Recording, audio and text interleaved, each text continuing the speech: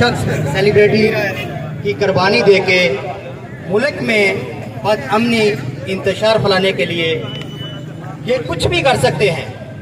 इसके लिए ये चाहते हैं कि मुल्क में एमरजेंसी लगा के इलेक्शन मुलतवी किए जाएं।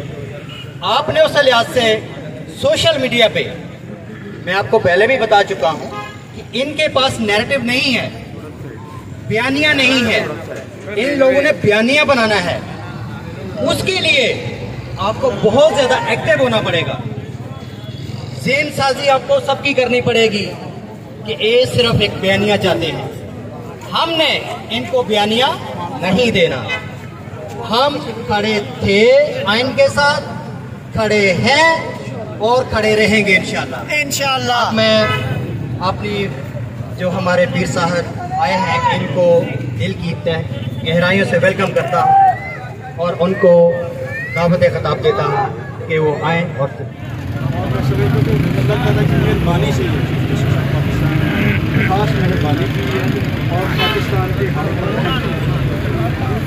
तो हम जितने भी लोग हैं फवाद और डिस्ट्रिक्ट नारोवल के जो आवाम चीफ जस्टिस शुक्रिया भी अदा करते हैं और उनकी जरूरत को सलाम और हम उनके साथ तय दिल से और बड़े तगड़े तरीके से इंशाअल्लाह ताला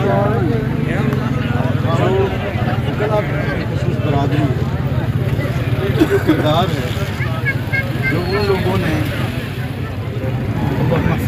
बलाए दुनिया उनके पाकिस्तान के हाल पे रहम फरमा और हमारे जो हुक्मरान हैं इनको गोश के नाखून भी अता फरमा, इनको समझ और पाकिस्तान की बेहतरी के लिए सोचने की तौफीक अता फरमा।